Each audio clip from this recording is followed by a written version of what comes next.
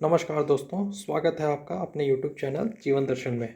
आज हम लोग बात करेंगे स्वामी विवेकानंद के बारे में। एक ऐसे व्यक्ति जो ज्ञान को सर्वोत्तम पे रखते हैं। हम सब पैसे के पीछे दौड़ते हैं, लेकिन एक ऐसा व्यक्ति जो ज्ञान के पीछे गया। उम्र भर इन्होंने ज्ञान के पीछे ही अपना पूरा संघर्ष को झोंक दिया। एक मायने में कह सकते हैं एक रियल साइंटिस्ट। ठीक है, इन्हें लोग संत भी कहते हैं, महान संत कहते हैं, ग्रेट स्कॉलर कहते हैं। क्यों? क्योंकि उन्होंने वो चीज़ें पढ़ी हैं जो हर व्यक्ति के लिए मुमकिन नहीं है। इनका जन्म आज हम लोग किस में है? 2023 में है। आज से 160 साल पहले इनका जन्म हो चुका था। कहाँ पर? 12 जनवरी 1863 सेमूलापुली, कोलकाता में। इनके 9 भाई बहन भी हैं। ठीक है, इनका फादर का नेम है विश्वनाथ दत्ता। इनका मदर का नेम है भुवनेश्वरी देवी। इन्हें पायस लेडी कहा गया है। पायस लेडी का मतलब पवित्र लेडी, ये बहुत पवित्र है। इनका पहला जो नाम है ना दोस्तों, वो है नरेंद्र। इनके ग्रैंडफादर का नेम क्या है? इनका ग्रैंडफादर का नेम है दुर्गा चरण दत्ता, जो कि सबसे बड़े धार्मिक व्यक्ति हैं। और इनके ग्रैंडफादर 25 की एज में ना घर को छोड़ दिए थे। क्या बनने निकल गए थे पता है? मॉन्क बनने। मॉन्क का मतलब होता है साधु। साधु बनने निकल चुके थे वो, ज्ञान को अर्जित करने निकल चुके थे। आज के डेट में आकर हमने बोल दें कि हम 25 साल में घर छोड़ने जाते हैं, बोलेगा कि मैं रहूँगा कहाँ, जाऊँगा कहाँ, कौन रहेगा जंगल में जाके, छोड़ो यूट्यूब चलाते हैं, ये सब कौन सोचता है। लेकिन सोचो, आज से 160 साल पहले सोचो, वो तो 160 साल से भी ऊपर पहले होंगे, इनके ग्रैंडफादर होंगे। वो घर को छोड़ दिए किस लिए? कि ज्ञान अर्जित करने के लिए, साधु बनने के लिए। आज कोई छोड़ सकता है उस सब चीज़ को? नहीं छोड़ सकता है। सबको रील्स देखना है, मोबाइल चलाना है, ये सब करना है।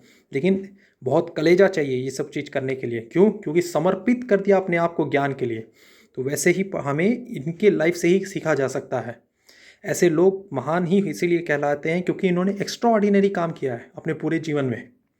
उस चीज़ को ज़्यादा महत्व दिया है जो चीज़ को सबने नहीं दिया। सब किसको महत्व देते हैं? पैसे को। इन्हें बोला पैसा हटाओ, ज्ञान लाओ। ज्ञान क्या है?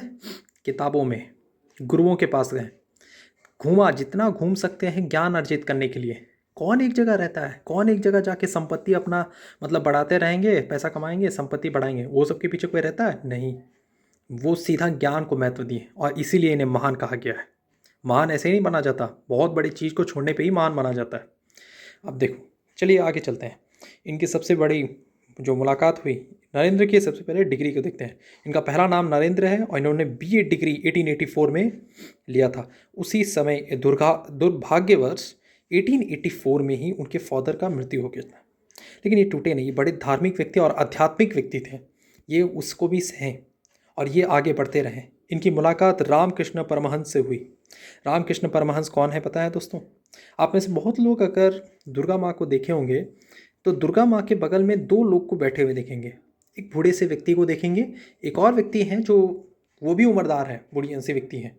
तो आप ये दो मत समझ लीजिए कि ये तो भक्त हैं ही दोनों, रामकृष्ण परमहंस और उनकी देवी, उनकी जो पत्नी है वो। तो ये रामकृष्ण परमहंस है, ये सबसे बड़े धार्मिक व्यक्ति हैं माँ काली के। इन्होंने बहुत ज़्यादा मेडिटेशन किया, बहुत ध्यान लगाया। ऐसे व्यक्ति का दर्शन किसे मिला? स्वामी विवेकानंद को। और उनके चलते स्वामी विवेकानंद असल मायनों में स्वामी विवेकानंद बनते हैं। क्यों? क्योंकि राम कृष्ण परमहंस का हाथ उनके ऊपर है। असल मायनों में जाके एक गुरु को खोजना है ना, तो वो आपको निकलना पड़ेगा। आप ऐसे अपने कंफर्ट जोन में बैठ के नहीं कह सकते। आपको गुरु को ढूंढना पड़ेगा, जागना पड़ेगा, देखना पड़ेगा। आप हर चीज़ से सीखिए, पेड़ पौधा हर एक चीज़ में आप जी सकते हैं। हर एक चीज़ों से सीखा जा सकता है। सीखो जितना सीख सकते हो, यही बात है। और यहाँ पे परमहंस रामकृष्ण परमहंस से मुलाकात किनकी हुई? स्वामी विवेकानंद की। स्वामी विवेकानंद को पूरी तरीके से बदल के रख दिया रामकृष्ण परमहंस ने। स्वामी विवेकानंद को बहुत चीज़ों का ज्ञान हुआ, वेदों का, उपनिषद का, सब चीज़ों का ज्ञान हुआ। लेकिन अभी हम उसे डिटेल में नहीं पढ़ेंगे। फिलहाल के लिए हम इस चैप्टर्स में जो जो चीज़ दिया गया उसको ध्यान से देखेंगे, ठीक है। सो ये रामकृष्ण परमहंस के साथ उनकी मीटिंग कहाँ हुई? सुरेंद्रनाथ बनर्जी के घर में, चटर्जी के घर में, ठीक है। अब सुरेंद्रनाथ, जो जहाँ तक हमें बुक्स में दिया गया है कि सुरेंद्रनाथ के घर में उनका जो हुआ था, और जो हमारे जो स्वामी जी हैं विवेकानंद जी, स्वामी विवेकानंद जी को किसमें उन्होंने सबसे ज़्यादा ग्रेट स्कॉलर कहा गया है? संस्कृत में। वो सबसे अच्छे स्कॉलर हैं संस्कृत के, और संस्कृत जाना है इसीलिए वेदों को जाना है इन्होंने। कोई भी संस्कृत नहीं जानेगा तो वेदों को नहीं जान सकता। वेद, उपनिषद, ये सबको एक बार पढ़ लिया तो आपके जीवन में बहुत बड़ा बदलाव आएगा। और इनकी देखिए, रामकृष्ण परमहंस के वहाँ पे मीटिंग कहाँ हुई? सुरेंद्र नाथ मित्रा, उनका नाम है सुरेंद्र नाथ मित्रा, उनके घर में हुई। ठीक है, अब देखो इन्होंने अमेरिका भी गए हैं स्वामी जी। स्वामी जी 1893 में अमेरिका गए। वहाँ पर उन्होंने एक तगड़ा भाषण दिया था, sisters and brothers of America, मतलब भाइयों और बहनों, या बहनों और भाइयों ऑफ अमेरिका, अमेरिका के भाइयों और बहनों। ये जो नारा है ना, आज तक बोला गया है इस चीज़ को। इससे ये साबित होता है कि हमारी जो कल्चर है, हमारा जो वैल्यूज़ है, वो कितना बेहतरीन है। बताओ, जो झुकता है वही सही मायनों में इज्जत करना जानता है। विनम्र होना होगा शिक्षा को अर्जित करने के लिए। ठीक है, अब देखिए, अब आते हैं इसके अलावा भी, अमेरिका के अलावा भी, अमेरिका, जापान, इंग्लैंड और भी सेवरल कंट्रीज़ वो घूमे। और वहाँ जाके क्या उद्देश्य था? उनको हिंदुइज़्म को आगे बढ़ाना था। हिंदुइज़्म की जो सोच है ना, जो बताना होता है कि हाँ भाई, कि हिंदुइज़्म में सिर्फ पुराण नहीं है, वहाँ पे वेद हैं, उपनिषद हैं। वो क्या है, उस सबको जानना होगा। और ये सब कुछ जानने से ही पता चलेगा कि असल मायनों में हिंदुइज़्म क्या होता है, तभी आप जान सकते हैं। 1895 में उनकी मुलाकात हुई आयरिश वुमेन के साथ, एक आयरिश लेडी के साथ जिनका नाम है Margaret Elizabeth Nobel.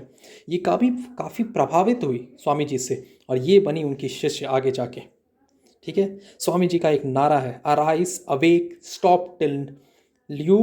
Stop not till goal is reached. इसका मतलब है उठो, जागो, तब तक भिड़ते रहो जब तक तुम्हारा गोल रीच ना हो जाए। ये है स्वामी जी का नारा। आई होप ये लेक्चर आपको क्लियर हुआ होगा। आगे हम लोग और